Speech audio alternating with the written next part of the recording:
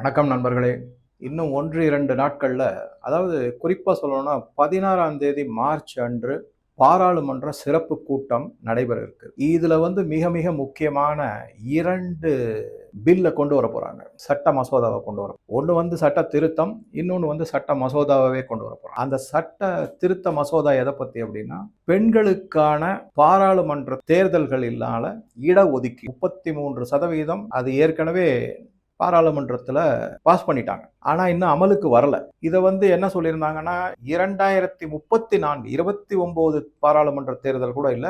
அநேகமா 2034ல தான் வரும் அப்படிங்கிற மாதிரி பரவலா செய்திகள்லாம் வந்துட்டு இருந்தது. இப்ப அப்படி இல்ல. பாரத பிரதமர் எப்பவுமே என்ன அப்படின்னா, ஒரு நிலைப்பாட்டை எடுத்துட்டா அதுல உறுதியா இருந்துருவாரு. நிலைப்பாட்டை எடுப்பதற்கு முன்னாடி பலவிதமான ஆராய்ச்சிகளை செஞ்சிருவாரு. ஆராய்ந்து அலசி எல்லாம் கொண்டு வந்துரு. அதுக்கப்புறம் நிலைப்பாடு எடுப்பார். நிலைப்பாடு எடுத்துட்டாக்கா அதுல உறுதியா நிற்பாரு பாரத பிரதமர் மோடி அவர். உறுதியா நின்ன உடனே என்ன பண்ணுவாருன்னா, அதற்கான சட்ட வரைமுறைகள், திட்டங்கள் எல்லாம் தீட்டப்படும். கொள்கை எல்லாம் வகுக்கப்படும். அதுக்கப்புறம் என்ன பண்ணுவாங்கன்னா, ஏதோ ஒரு காலகட்டத்துக்கு இந்த தேதியில அது அமலுக்கு வரும் அப்படின்னா அவருக்கு அது பிடிக்காது. உடனடியாக செஞ்சிடணும். அதனால இப்ப ஒரு சிறப்பு பாராளுமன்ற கூட்டத்தொடர ஆரம்பிச்சிருக்காங்க. இது 16ஆம் தேதி மார்ச் அன்று ஆரம்பிக்கும். அதுல முக்கியமா இந்த மகளிர் இடஒதுக்கீடு பாராளுமன்றம் 33% இது வருது. இப்ப 543 சீட்டு பாராளுமன்ற தொகுதிகள் இருக்கு. அதுல 33 அப்படின்னு சொன்னீங்கன்னாக்க கிட்டத்தட்ட 170 இடங்கள் போயிடும். அப்ப 370 இடங்கள் தான் ஆண்களுக்கான இடமா இருக்கும். இது ஒரு சரியான பேலன்ஸ் இருக்காது அப்படிங்கிறதுக்காக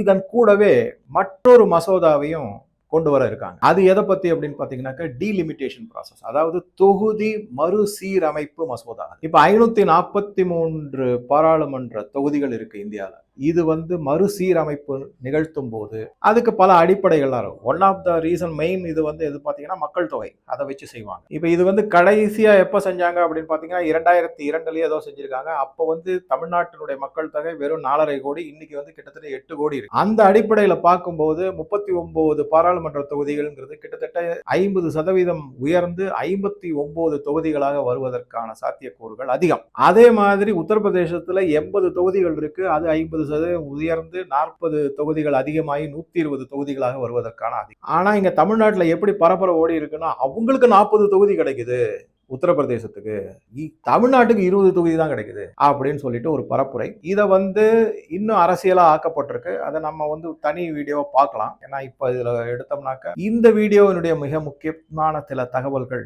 நேரம் அதிகமாகிவிடும். இந்த 2 மசோதாக்களையும் 16ஆம் தேதி லோக்சபால, 18ஆம் தேதி ராஜ்யசபால கொண்டு வர இருக்காங்க. விவாதங்கள்லாம் நடத்தப்படும். அதுக்கப்புறம் ஓட்டு எடுப்பின் மூலமாக தொகுதி மறுசீரமைப்புக்கு மிகப்பெரிய எதிர்ப்பு இருக்கு. அது ஒரு தனி ட்ராக்கா வச்சுக்கலாம். அதே மகளிர் இடஒதுக்கீடுக்கு எதிர்ப்பு முன்காலத்துல இருந்தது. அதை பத்தின சில தகவல்களை தான் இப்ப நம்ம பார்க்கணும். எந்த மாதிரி நம்ம பார்க்கலாம் அப்படின்னா, proxy politics to women's right அப்படின்னு பார்க்கலாம். இது என்ன ப்ராக்சி பாலிடிக்ஸ்னா, இப்ப நம்ம பீகாரை உதாரணமா எடுத்து, ராஷ்டிரிய ஜனதா தளுடைய தலைவர் லல்லு பிரசாத் முதல் மந்திரியா இருந்தார். மாட்டு தீவனத்திலிருந்து ரயில்வேலிருந்து பல விதமான ஊழல்களை செஞ்சிருக்கு. அதன் மூலமாக தண்டனை கொடுக்கப்பட்டு சிறையில் இருக்க வேண்டியது. ஆனா ஏதோ மருத்துவ காரணங்கள் அது இதுன்னு தகுடு தத்தம் எல்லாம் செஞ்சு அவர் வெளியில தான் இருக்கு. அதனாலதான் நான் சொல்றேன், இந்தியாவில சிஸ்டம் சரி கிடையாது, ஆட்சி மாற்றம் வந்துருச்சு. அதனாலதான் தமிழ்நாட்டில் திருப்பி திருப்பி என்ன சொல்றேன்னா, சித்தாந்த ரீதியான மாற்றத்தோடு கூடிய ஆட்சி மாற்றம் வரணும். அதன் மூலமாக இந்த சிஸ்டமே மாற்றி அமைக்கப்படும். அதாவது சிஸ்டத்துல ரூல்ஸ் ரெகுலேஷன்ஸ் எல்லாம் அரசியல் அமைப்பு சட்டப்படி இருக்கு. அதை யாரும் ஃபாலோ பண்றது கிடையாது. அதுல இருக்கிற ஓட்டைகளை உபயோகித்து தப்பிச்சுக்கிறாங்க. அதைத்தான் நம்ம தவிர்க்கணும். அதனாலதான் நான் திருப்பி திருப்பி சொல்றேன், அதன் சார்ந்த அறிவு உள்ள Thiru Annamalai law and order பத்தி, ஏன்னா ஐபிஎஸ் ஆபீசர், அதை தவிர நிதி நிலைமை, அதுக்கு எம்பிஏ படிச்சிருக்காரு, அவர் வரணுங்கிறது முக்கியமான பாயிண்ட். சரி, இப்ப இந்த விஷயத்துக்கு அந்த லல்லு பிரசாத் யாதவ் என்ன செஞ்சாருன்னா, ஊழல் குற்றச்சாட்டுல சிறைக்கு அனுப்பப்பட்ட போது எந்த விதமான தகுதியும் ஜனநாயக முறைப்படியான அங்கீகாரமும் இல்லாத தனது மனைவியை முதல் மந்திரியா மாக்கிட்டார். இதுதான் ப்ராக்சி பாலிடிக்ஸ். இது பல இடத்துல நடக்குது. சில குடும்பங்கள்லாம் நீங்க போய் பாத்தீங்கன்னாக்க, ஒரே குடும்பத்திலேயே எம்எல்ஏ, எம்பி, மந்திரி எல்லாரும் இருப்பாங்க. எல்லாம் ப்ராக்சி, ஒரே ஒரு தலைவர், அவருக்கு கீழே இந்த குடும்பத்தில் இருக்கிறவங்க எல்லாம் இருப்பாங்க. ப்ராக்சி பாலிடிக்ஸ் இது வெகுவாக, அதுவும் சிறப்பாக நடந்து கொண்டிருக்கு. இதை தகர்த்து எரிந்துதான் குறிப்பா பெண்களை பதிலி அப்படின்னு சொல்லுவாங்க. அதாவது தன்னுடைய ஆட்சிக்கு பதிலாக தன்னுடைய பெண்ணையோ மனைவியையோ சகோதரியோ உத்தரப்பிரதேஷ் முதலமைச்சர் யோகி ஆதித்யநாத்துடைய சகோதரி அவர்கள் சாதாரண ஒரு பொட்டி கடை வச்சிருக்காங்க. இங்க இருக்கிற முதலமைச்சருடைய சகோதரி பாத்தீங்கன்னா லட்சக்கணக்கில் கோடி கணக்கில் சம்பாதிச்சிருக்காங்க. அந்த மாதிரி கம்பேர் பண்ணி பாருங்க தயவு செஞ்சு, அப்பதான் ஒரு புரிதல் கிடைக்கும். சரி, அதுக்கப்புறம் அந்த மாதிரி இல்லாம உண்மையாகவே மகளிருக்கு சட்ட ரீதியான அரசியல் அமைப்பு சட்ட ரீதியான உரிமையை கொடுத்துருவோம், அதுக்கப்புறம் அவங்க ஆட்சி செய்யட்டும். யாரு தகுதியானவங்களோ அவங்கள மக்கள் தேர்ந்தெடுப்பாங்க. இந்த மாதிரி ப்ராக்சி பாலிடிக்ஸ் நடக்காது. அந்த மாதிரி கொண்டு வந்திருக்கு. இதுல குறிப்பா இந்தி கூட்டணி, அது இப்ப இல்ல, முன்னாடி சொன்ன மாதிரி செக்யூலர் ப்ரோக்ரசிவ் அலையன்ஸ் மாதிரி எஸ்பிஏ அப்படி இப்படின்னு பேரெல்லாம் மாறி சிதைந்து ஏதோ ஆயிடுச்சு. இருந்தாலும் முற்காலத்துல ஐஎன்டிஏ கூட்டணியா இருந்துச்சு இல்ல, அவங்க என்னென்னலாம் செஞ்சிருக்காங்க.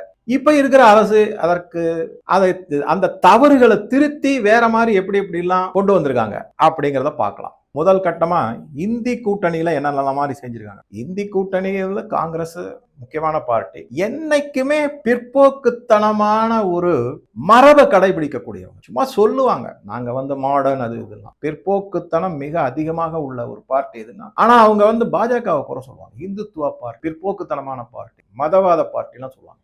காங்கிரஸ் தான் மிக அதிக அளவுல பிற்போக்குத்தனமான மரபுகளை கடைபிடித்து பெண்களை இழிவாக நடத்திய ஒரு கட்சி. அதுக்கு பல உதாரணங்கள்லாம் இருக்கு, எல்லாத்தையும் சொல்றேன் நான், அப்பதான் இன்னும் தெள்ள தெளிவா புரியும். சரி, இதுல அவங்க ஒண்ணு பிற்போக்குத்தனமான மரபுகளை கடைபிடிக்க, அதுக்கப்புறம் என்ன பண்ணுவாங்கன்னா மனித குலத்தை இழிவாக நடத்துவது, இந்த மாதிரி வார்த்தைகளை, மிக இழிவான வார்த்தைகளை உபயோகித்து அவர்களை அவமானப்படுத்துவது, இதுவும் நடந்திருக்கு. இதற்கான ஆதாரங்களும் இருக்கு. அதுக்கப்புறம் அதுல பாதிக்கப்பட்டவங்க இருப்பாங்கல்ல, பெண்களே பாதிக்கப்பட்டாங்க. இப்ப சமீபத்துல சைதா ஹமீது தமிழ்நாட்டுல காங்கிரசினுடைய மகளிர் அணி தலைவிக்கு ஏற்பட்ட அவமானத்தை பத்தி பார்த்திருக்கோம். அதே மாதிரி காங்கிரஸ்ல பல பேர் அவமானப்பட்டிருக்காங்க. குறிப்பா பெண்கள் மிகப்பெரிய அவமானத்திற்கும் கொடுமைகளுக்கும் ஆளாயிருக்காங்க. அவங்க ஒரு போக பொருளாவே தான் காங்கிரஸ் தலைவர்கள் பார்த்திருக்காங்க. கட்சியை அப்படிதான் நடத்திட்டு வந்து. உடனே கேட்கலாம், சார் சோனியா காந்தியினுடைய ஸ்டோரியே வேறங்க, நல்லா புரிஞ்சுக்கோங்க. துரந்தர் படத்தை பத்தி நான் பேசும்போது சொல்றேன் பாருங்க. நம்ம ஏதோ சில உளவாளிகளை மட்டும்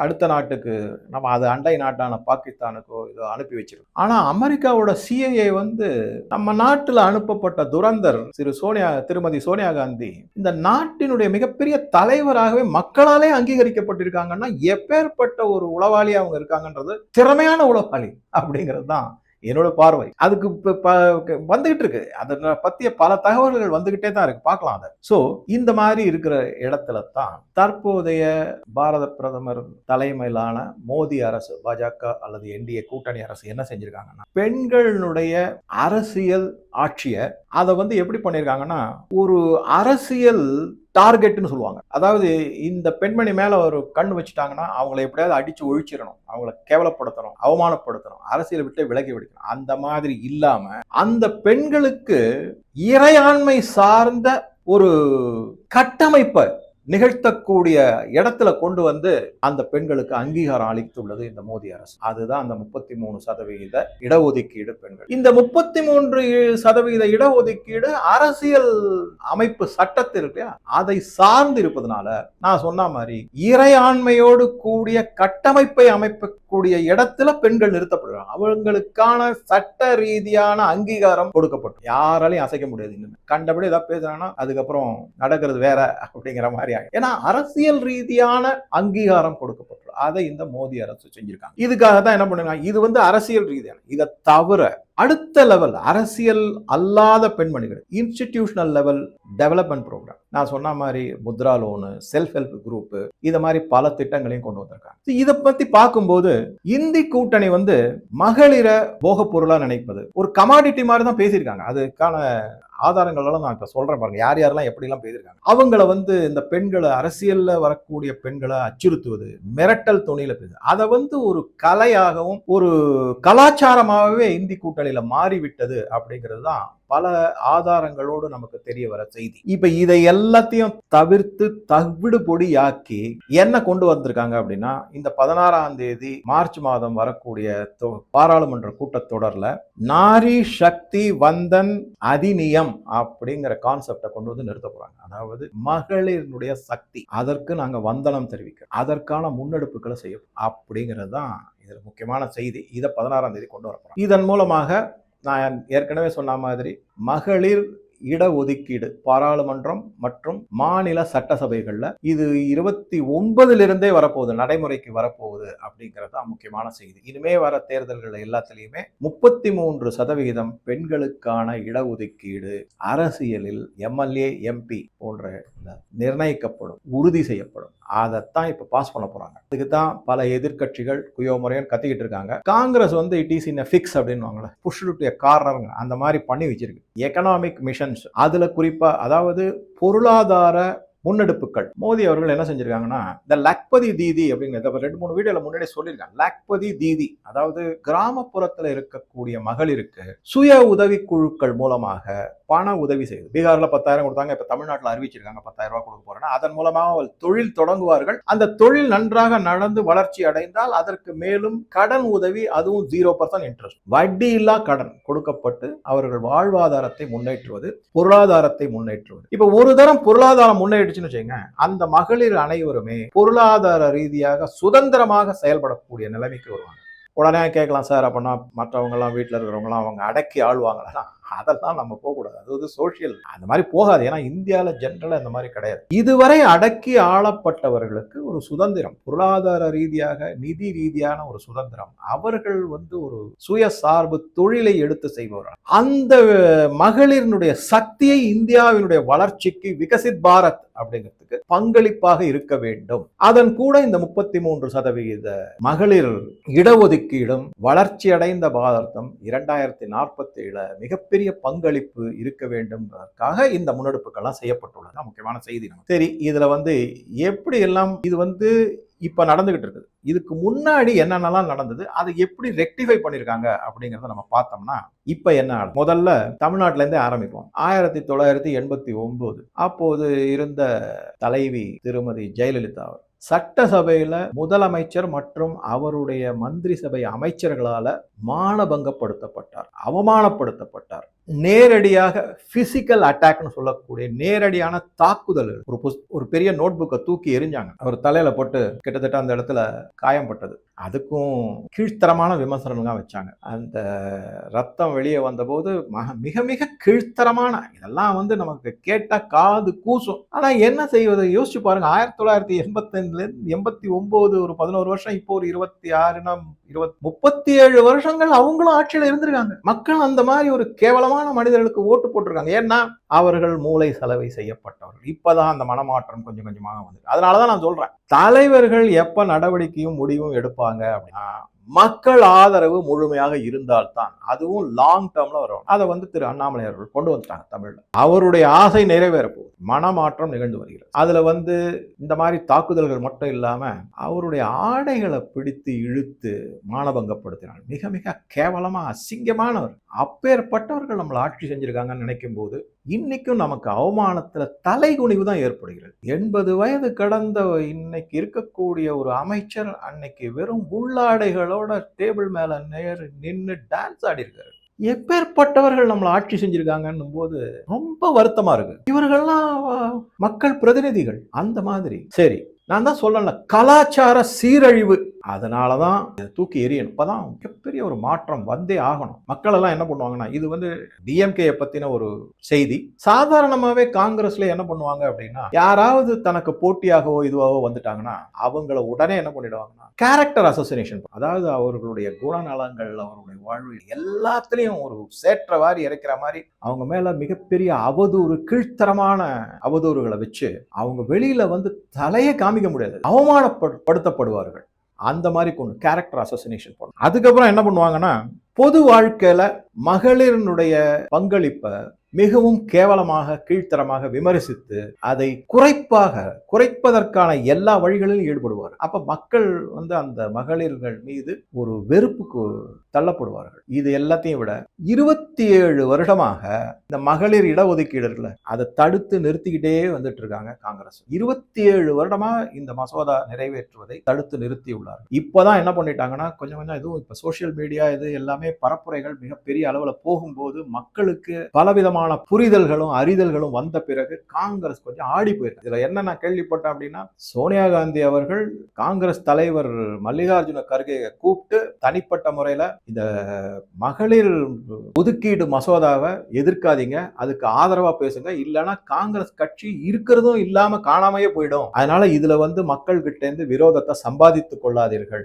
எதிர்ப்பை சம்பாதிக்காதீர்கள், ஆதரவாக செயல்படுங்க. அதனாலதான் ராகுல் காந்தி கூட ஒரு பேட்டியில என்ன சொல்றாரு, இந்தியா டுடே நினைக்கிறேன், அந்த பேட்டியிலயோ இல்ல பொது வெளியிலயோ என்ன சொல்லியிருக்காருன்னா, விமென்ஸ் ரிசர்வேஷன் பில்ல நாங்க ஆதரிப்போம், ஆனா டீலிமிட்டேஷன், அதாவது மறுசீரமைப்பு, தொகுதி மறுசீரமைப்புக்கு நாங்க ஆதரவு கொடுக்க மாட்டோம் அப்படின்னு சொல்லியிருக்காரு. அப்ப ஏன் விமென்ஸ் ரிசர்வேஷனை மட்டும் கொண்டு வரீங்க அப்படின்னு கேட்டபோது, இல்ல அது இதுன்னு ஏதோ சப்ப கட்டு 27 முறை தடுத்து நிறுத்திருக்காங்க இந்த மகளிர் மசோதாவை. என்ன பண்ணுவாங்கன்னா, காங்கிரஸ் ஆட்சிக்கு வர்றதுக்கு போதோ எதுவோ என்ன பண்ணுவாங்கன்னா, உங்களுக்கு எல்லாமே தெரியும், இந்த கட்டாக்கட் அப்படின்னு ராகுல் காந்தி சொல்லிக்கிட்டே இருந்தார். குறுகிய காலத்துல நிறைவேறக்கூடிய சில பயன்களை மட்டும் கொடுத்துட்டு அதை அப்படியே ஊதி பெருசாகி ஏதோ நீண்ட கால அடிப்படையில் அவங்களுக்கு மக்களுக்கு திட்டங்களை வகுத்து கொடுத்து நன்மைகள் பயக்குவதாக ஒரு கட்டமைப்பை உருவாக்காங்க, ஒரு இமேஜை கிரியேட் பண்ணுவாங்க. ஆக்சுவலா எல்லாம் பாத்தீங்கன்னா எல்லாமே குறுகிய கால திட்டங்கள் அப்படித்தான் இருக்கும், நீண்ட கால திட்டங்களா இருக்கு. இப்ப பாஜக 10,000 ரூபாய் மகளிருக்கு சுய உதவி குழு மூலமாக கொடுக்குறாங்கன்னா தொழில் முனைவதற்காக கொடுக்குறாங்க, அது நீண்ட கால அடிப்படையான உதவி. இவங்க கொடுக்கறது இந்த கட்டாக்கட், அதெல்லாம் ஒத்து லட்சம் ரூபாய் உங்களுக்கு கொடுக்கணும், எங்க கொடுத்தாங்க? அவங்க ஆளக்கூடிய மாநிலத்தில் கர்நாடகா, தெலுங்கானா, இமாச்சல் பிரதேஷ்லயே கொடுக்கல, அப்புறம் வேற எங்க கொடுக்க போறாங்க? அடுத்ததா எதை பாக்குறோம் அப்படின்னா, இப்ப பாரத பிரதமர் என்ன பண்ணிருக்கு, மகளிர் தான் முக்கியமான பங்காற்றக்கூடிய நிலையில இருக்காங்க. என்ன பங்காற்றுதல்? வளர்ச்சி அடைந்த பாரதம் 2047 அந்த இடத்துல கொண்டு மகளிரை முக்கியத்துவம் கொடுத்து நிறுத்தியிருக்காரு பாரதம். பலவிதமான திட்டங்கள், நலத்திட்டங்கள், சுய உதவி குழு மூலமான நிதி உதவிகள், இதெல்லாம் கொண்டு வந்து அடுத்ததா என்ன பண்றாங்கன்னா, 106வது சட்ட திருத்தம், அதுதான் இந்த மகளிர் இடஒதுக்கீடு. இத பாரத பிரதமர் உறுதி செஞ்சிருக்காரு. எப்படின்னா, பெரும்பான்மையா இல்ல, எல்லோராலும் ஏற்கப்பட்டு யுனானிமஸ் டெசிஷன் அமெண்ட்மெண்ட் அதை கொண்டு வந்திருக்காங்க. அதை பாரத பிரதமர் எல்லாரையும் ஒத்துக்க வச்சு செஞ்சிருக்காரு. அதுதான் ஒரு மிக மிக முக்கியமான பாயிண்ட். அதுக்கப்புறம் கிட்டத்தட்ட 3 கோடி கிராமப்புறம் சார்ந்த தொழில் முனைவர்களை உருவாக்கியிருக்காங்க. இந்த 33% இடஒதுக்கீடு நான் ஏற்கனவே சொன்ன மாதிரி லோக்சபாலையும் உண்டு, ஸ்டேட் அசம்பிளிலையும் உண்டு.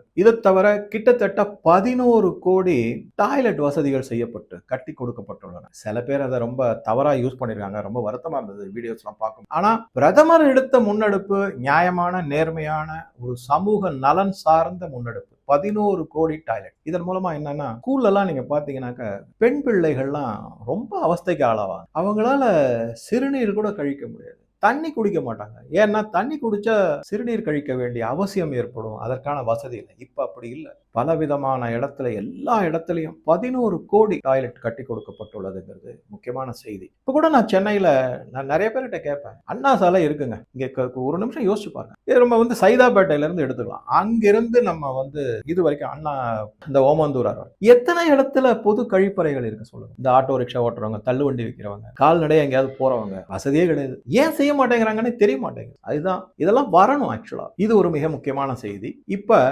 இந்தி கூட்டணி கடந்த பல 10 ஆண்டுகள், அதாவது 50 ஆண்டுகளாக என்னென்ன மாதிரியெல்லாம் மகளிரை அவமானப்படுத்திருக்காங்க, செஞ்சிருக்காங்க, தலைவர்களுடைய உரைய ஒரு சின்ன லிஸ்ட், பெரிய லிஸ்ட், நான் சின்னதா அது ஒரு 4-5 சொல்றேன், மற்றதெல்லாம் ஸ்க்ரோல் பண்றேன், நீங்களே அது கொஞ்சம் ஸ்லோவா ஸ்க்ரோல் பண்ணும், அதுல இருந்து நீங்க புரிஞ்சுக்கலாம். முதல்ல சொன்னது 1989 செல்வி ஜெயலலிதாவுக்கு ஏற்படுத்தப்பட்ட மானபங்கம். அது ஒரு மிக மிக மிக மோசமான இந்திய அரசியல் வரலாற்றில் இருக்கக்கூடிய மோசமான ஒரு நிகழ்வு. அதுக்கு அடுத்ததா பாத்தீங்கன்னா 2013 திக்விஜய் சிங் தூஞ்ச் மால் அப்படிங்கிற மாதிரி ஒரு வார்த்தை, அதாவது இந்த தூஞ்ச் மால்னாக்க பொருள், சரக்கு அப்படின்னு வச்சுக்கலாம். தூஞ்ச் அப்படிங்கிறதுக்கு என்ன அர்த்தம், இது ஹிந்தியில தான் சொல்லியிருக்காரு. அதுக்கு என்ன அர்த்தம் அப்படின்னா, ஹைலி ஒர்த் கமாடிட்டி, போகப் பொருள், நல்ல விலை மதிக்கக்கூடிய போகப் பொருள்னு மகளிரை பார்த்து கமெண்ட் அடிச்சிருக்காரு திக்விஜய் சிங். அது ஒண்ணு. அதுக்கப்புறம் அரவிந்த் சாவந்த், இவர் சிவசேனா உத்தவ் தாக்கரேயுடைய பார்ட்டியில அரவிந்த் சாவந்த், இவர் பாம்பேல இவர் பண்ணாத அட்டுழியமே கிடையாது. நீங்க போய் அங்க யாராவது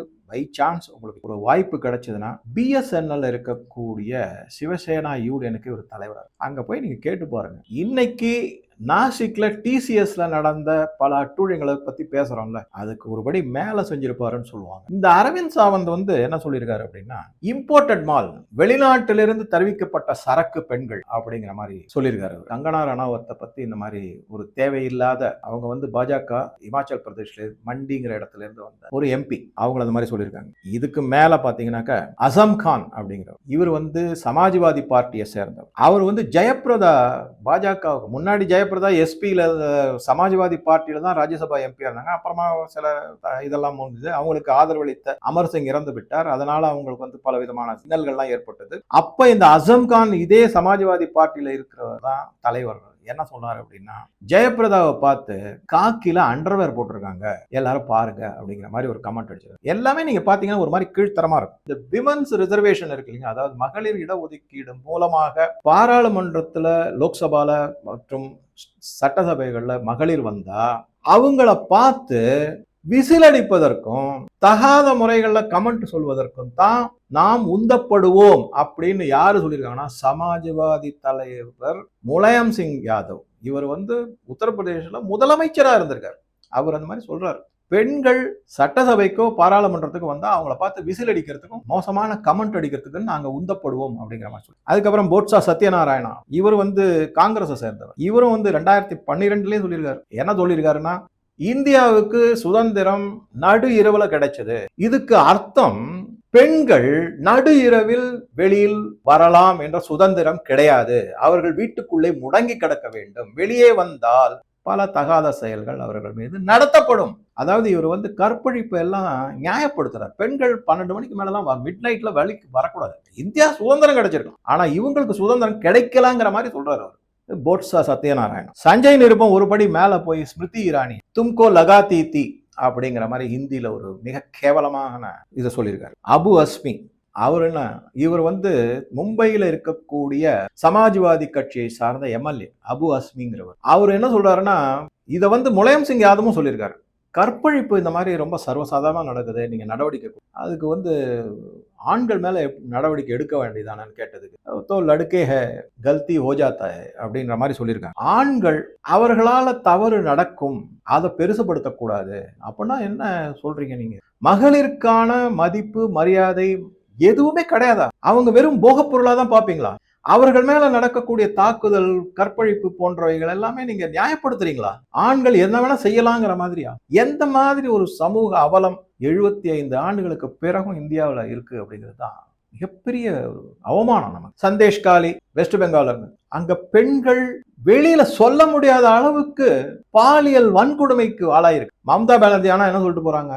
அதை பத்தி கண்டுக்கவே இல்லை, ஒரு வருத்தம் கூட தெரிவிக்கல, நியாயப்படுத்துறாங்க. ஏன்னா அதை செஞ்சது எல்லாம் இந்த பங்களாதேஷி இஸ்லாமியர்கள் மற்றும் ரோஹிங்கியாஸ், அந்த இஸ்லாமியர்கள். பல பெண்கள் பல குடும்பங்கள் அந்த சந்தேஷ்காலியை விட்டு ஓடி இருக்காங்க. மம்தா பானர்ஜி கண்டுக்கவே இல்லை. என்ன மாதிரி ஒரு பெண்மணி இவங்க?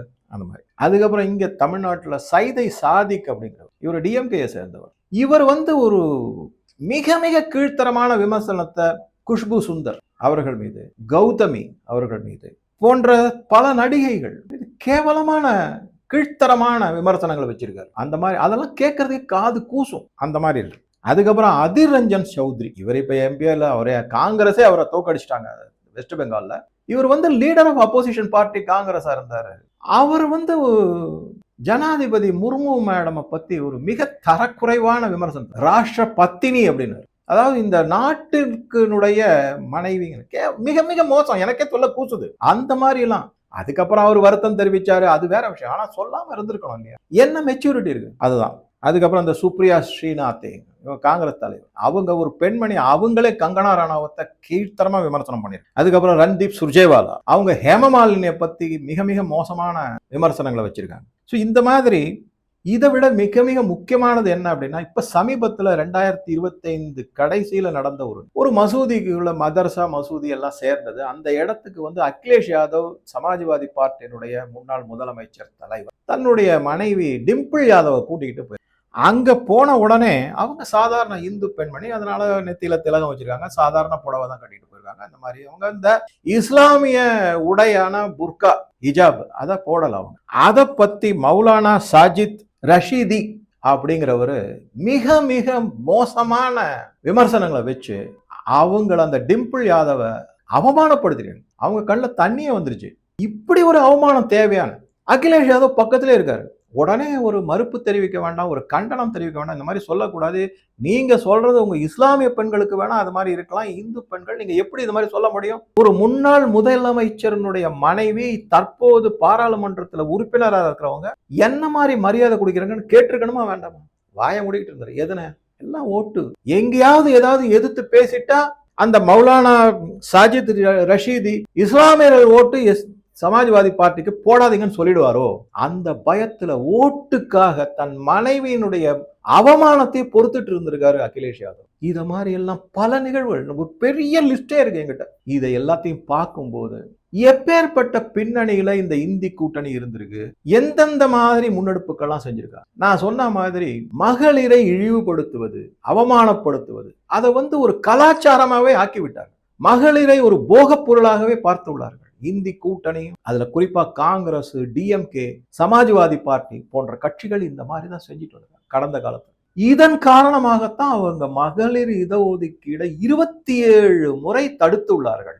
இப்ப பாரத பிரதமர் மகளிருக்கான உரிமை கொடுத்துள்ளார், மரியாதையை அளித்துள்ளார். கான்ஸ்டிடியூஷனல் ரைட்ஸ் அவர் மகளிருக்கு கொடுக்கப்பட்டுள்ளது. அரசியல் சட்ட அமைப்பு ரீதியான உரிமை கொடுக்கப்பட்டுள்ளது, ஒரு மரியாதை கொடுக்கப்படும். அதனாலதான் இது ஏதோ நான் இந்த வெறும் 33% மகளிர் இடஒதுக்கீடு பாராளுமன்ற, லோக்சபா மற்றும் மாநில சட்டசபைகளுக்கு மட்டுமல்லாமல் அதை தாண்டி பொருளாதாரத்தில் சுதந்திரம், சுய உதவிக்குழுக்கள் மூலமான சுதந்திரம், சுய உதவிக்குழுக்கள் மூலமான தொழில் முனைவோர்கள், வட்டியில்லா கடன், நிதி உதவித்தொகை, இப்படி பல கட்டங்கள்ல எடுத்திருக்கு, செஞ்சுக்கிட்டு இருக்காங்க. டாய்லெட் கட்டி கொடுப்பது. ஸோ இதை எல்லாம் தான் முன்னெடுத்து 16ஆம் தேதி லோக்சபாலையும் 18ஆம் தேதி ராஜ்யசபாலையும் மகளிர் இடஒதுக்கீடு சட்ட திருத்தத்தை அமல்படுத்துவதற்கான முன்னெடுப்புகளை கொண்டு பயந்துருக்காங்க. காங்கிரஸ்ல எல்லாரும் பயப்படுறாங்க. இதை நம்ம தடுத்தோம்னா 100% மகளிர் ஓட்டு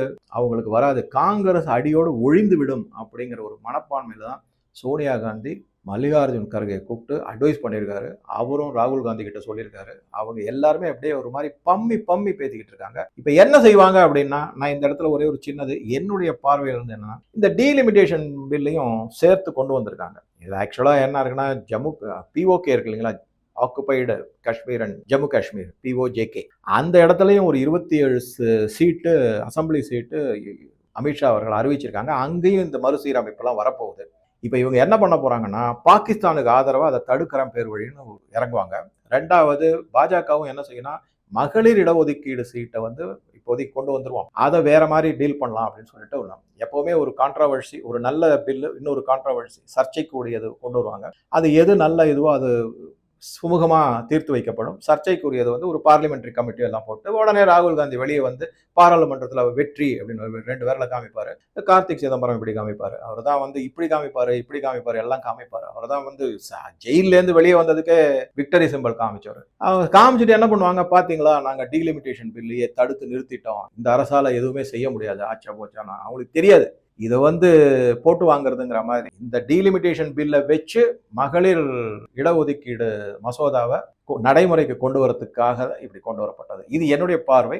அது அரசாங்கத்தினிலிருந்து எந்த செய்தியும் வரல, நான் இந்த மாதிரி வியூ பண்றேன். பட் கண்டிப்பா இந்த டீலிமிட்டேஷன் பில் வரும். அதை பற்றிய தவறான பரப்புரை திரு ஸ்டாலின் அவர்களால் முன்னெடுக்கப்பட்டுள்ளது. அது முறியடிக்கப்படும். அதை பற்றி அண்ணாமலை பல விஷயங்களை சொல்லியிருக்காரு. முடிந்தா அதை வேற ஒரு வீடியோவில் பார்க்கலாம். ஸோ இந்த வீடியோ பற்றி உங்க கருத்துக்களை தெரிவிக்கவும். நன்றி, வணக்கம்.